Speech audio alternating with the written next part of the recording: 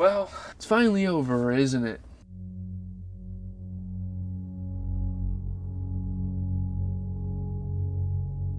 Hello everyone, GZTV, YouTube. I can say YouTube now because we're recording a YouTube video. We are back with another video, and in this video we are finally here to end Squid Games. Now you guys might not see this video till probably like Wednesday or Thursday of the week of the 13th of July. I'm getting a lot of stuff going. I have a lot of projects in the work. I watched Eternals. We're gonna get a video out on that sometime in the week, and then after that we gotta jump right back into TV shows because we got Dexter to talk about. But we are here to talk about the final episode of Squid Game, man. Cue Journey, Don't Stop Believing. Cue it. Very much a Sopranos type of ending here, I think. It was a very interesting way to end the show, and this was obviously where my curiosity was piqued. I was wanting to know where they were going to end the show, and yeah, obviously, unlike the Sopranos, Squid Game made the final fate of its surviving players pretty clear. Player 246 makes it to the mainland and reunites with his cherubic daughter, who's cancer-free, which is great. I love that ending for 246. After paying him a visit, he has no idea she was the rogue Squid Game guard who rescued him, which kind of sucks. His savior, Noel, embarks on an expedition to China to try to track down her long-lost daughter. She's probably as dead as the game archives indicate, but hope springs eternal. So she's got her own little thing she wants to go do. Mr. Choi gets out of prison for breaking into evil Captain Park's house and killing his dog. You know, just kind of talking about the side characters. I'm getting into a big discussion here. I know I didn't really give much of an intro. It wrapped up, man, and we're going to talk about Mr. Choi. Obviously, you know, as cheerful as ever, he decides to get back into the loan sharking business, putting a kinder, gentler spin on it, of course, and we're going to talk about this. We're going to get into a bunch of stuff. This video is going to be somewhat long, I'd say, because we're talking about a finale, but we're going to get into if I think they should have another season. I know they're not going to, but maybe do a spin-off in the future. I do know there's an American Squid Game coming down the pipeline, and I was confused on that at first. I was looking at social media, seeing the news of it, and I was like, what the fuck, why? Now it's starting to make sense. Now I'm like, oh, okay, that's fine, that's awesome. Bring it on, David Fincher, one of the most legendary directors of all time. But Choi misses the days when the abandoned hotel he plans to convert to his headquarters housed billions of won and a big Breaking Bad style shack. His friend and colleague Wong Jun-ho is there to pick the guy up from jail, which is about as close to law enforcement as he ever wants to get again. You know, he's making it clear, I do not want to do this again. I don't want to go through this criminal shit. But when he returns home, he finds player 222's baby waiting for him, along with a bank card in his own name linked to an account containing the baby's billions. And this is like an apology, like a sense of an apology from his brother. And it's kind of disappointing that they never got like a direct head-on interaction, but kind of some closure there. And far off Los Angeles, speaking of the front man, he arrives at the house where Ji-hun's daughter now lives, so it's kind of cool to see them loop back to his daughter. When he tells her he's brought her something from her estranged dad, she wants nothing to do with it or him. I mean, he's kind of a bum, he's kind of a down-in-the-dumps guy, doesn't have a lot going in his life, and her parents are obviously way more prosperous individuals. Or are they? Did they not find out he won the Squid Games, by the way? Like, I feel like that should be... I don't fucking know, that's weird. Like, now that I think about it, how are you gonna hide that much fucking money? Whatever, dude, I digress. The front man reveals that Ji-hun has died and left her with his only possessions, of course. She brightens up their rich little shit. She looks inside the Squid Game branded box and finds a bloodstained tracksuit and a bank card. Ji-hun is obviously dead. He obviously died in this episode, and whether that's a good move for the show or not, it's completely up to you guys. I don't think I'm gonna speak too much on it, but he's dead. She gets the bank card. He kind of fulfills a little bit as a father, leaving that behind for her, similar to what Walter White did, so that's pretty cool. Myung-ji, his final ally turned enemy, is dead. He obviously died as well. The island has self-destructed. You know, all these things kind of happen throughout the episode. There's a lot, obviously. There's a lot to get into, and the way they kind of breezed over the games, I'm not gonna lie, was a little weird. They breezed over the final game and that final confrontation. It wasn't really as dramatic as I had anticipated. The front man, the VIPs, and the vast majority of the soldiers, drones, and officers are still at large. They're criminals. They're wanted. I mean, no one really knows about them, but there you go. And thanks to the new recruiter, we have fucking Cate Blanchett. The game fucking continues. Holy shit. I wouldn't say I'm a huge fan of Cate Blanchett, but she's fucking iconic. She was in the Hobbit franchise. She's been in a couple MCU movies, the Indiana Jones franchise. I mean, she is definitely a legend in her own right. So to see her morph with Hwang Dong-hyuk, obviously he's handing the keys over to David Fincher to make an American version of this. It's a great fucking start. The new recruiter, the games are gonna continue, and they're gonna make another show. It's already in development. They've already made all sorts of announcements. That's awesome. Obviously Ji-hun's verdict on humanity is still up in the air, though, which is where a lot of the critique critique of the show goes, a lot of the critique on what direction they took this show. Why did they end it so abruptly? He kind of stood there, humans are, and then fell off the edge for dramatic effect. I mean, really? Forced to kill Myung-ji, who's willing to kill the baby to keep himself alive, of course, Ji-hun kills himself by leaning backwards off the edge of the final circular tower and almost floating to his death below. Quite a majestic death. Obviously, they had to make it quite dramatic given that it's the main character. I completely understand that. Before he does, he says, humans are, which is where the episode title comes from. And that's it. Boom. Abrupt. He dies. He floats.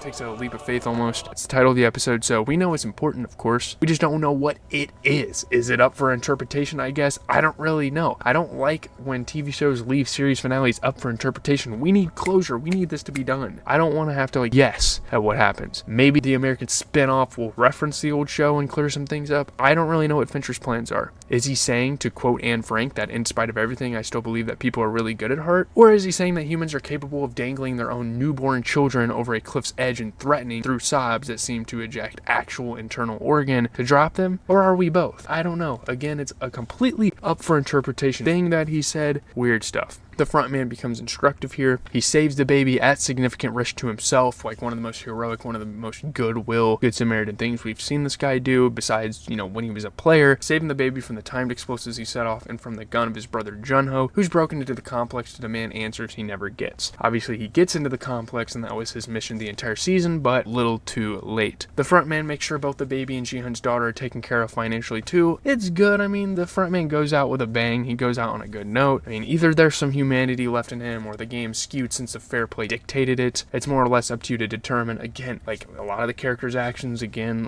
a lot of the motivations in this finale, it's kind of just up for you to decide, which, again, I'm not a huge fan of. We gotta hope it's the former, obviously. I don't know if that makes his actions as the game's head honcho more or less despicable, to be honest. But I do know from by now bitter experience that legalism and proceduralism are meaningless in the face of a determined enemy of life and liberty, even if they lead to temporarily positive outcomes. After all, if Myung-ji had only cooperated, Ji-hun still would have killed himself probably to save the baby's life. Again, it was kind of the same situation with 039. He probably would have killed himself and kept everyone alive, but no. No faith in humanity, trust issues, all these things got into the way. The father and son could have been reunited. If Myung-ji didn't act like such a fucking lunatic in that final platform, I think Ji-hun genuinely would have let him be with his son. Seriously. And kind of carry on the legacy of Jun-hee. I think that would have been beautiful. It obviously didn't go that way, took a different direction. But in the face of Myung-ji's madness, the rules mean nothing. And I just wanted to preface this. I just wanted to put this out there. I didn't expect this to happen, but I did kind of know that this was going to happen. I got subtle hints, subtle spoilers,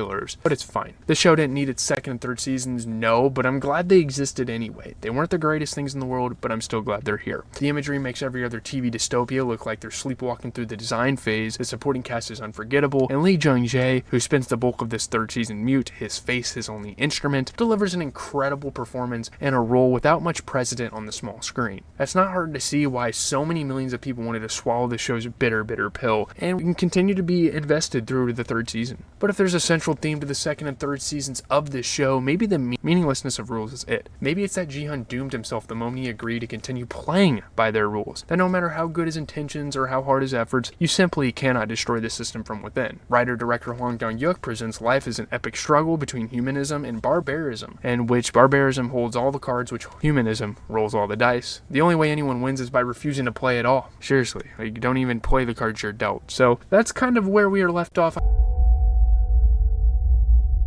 So I'm just going to kind of give you guys a short review before we are left off here. I think the ending was okay. Now, I really, really hope that David Fincher brings some of the elements of this show back with his kind of little spin-off he's got going. I'm not sure what he's planning on doing. Is he going to completely start afresh? Is the front man going to get involved and we're just going to have a new recruiter and they're going to move to the United States? Because obviously in the United States, I'd say it's way more difficult to pull off a Squid Game than it is in South Korea. Anywhere in Korea, they lay down the fucking law. But still, they have islands, they have offshore things everywhere. In the United States, not so much. So we're gonna have to see how David Fincher pulls that off. And again, at first when I was reading that news and I saw that he was developing that, I was like, okay, that's kind of stupid. We don't really need to expand this universe anymore. Now that I watched this and I saw Cate Blanchett as a fucking recruiter, yes, please do it. In true MCU fashion, they really teased the next phase kind of this franchise, and I think it's awesome. Now getting into just the episode itself, again, Ji-hun dying was very weird weird to me. Like, he could have very well lived happily ever after in this story, and I'm not always a fan of that, but I think in the case of what this show offered us, he should have won. He should have been victorious in some way. At least save Myungji and the baby. Like, Myungji lashing out and being a total idiot was a dumb story move, I think. I don't know what you guys think. Let me know in the comments down below, by the way, like, all of your thoughts about this, because this has been quite a topic of discussion in television for the last couple of weeks that this season has been out anyway. I don't remember some of the other revisitations. I do think one of the mothers of the first game's contestants, one of those guys' mothers got revisited, which is cool, but I don't know. Some of the stuff at the end kind of confused me, and it was kind of like, the games are over, why the fuck should I care sort of thing. But again, you guys let me know. A lot of stuff is up for interpretation, which again, you don't really want to leave a show on a cliffhanger, but to be honest, I think a lot of stuff was left on a cliffhanger. I think Junho storyline was completely butchered. I think to an extent Noel's storyline and her relationship with 246 was somewhat butchered as well. So again, you're just gonna have to let me know, man. We can expand it in the comments. I don't want to make these videos too long. I have to kind of rapid fire videos because we have a lot of stuff coming down the pipeline this week. I have been working on 3 videos at once, which is something I haven't really done before. So leave a like, comment, subscribe. As always, it has been your boy Jeezy TV reviewing all your favorite TV shows out there. Dexter Resurrections is out with the first 2 episodes, and I'm sure we're gonna get a 3rd episode this Friday as well. So be on the lookout for those videos. Click that noti bell, baby.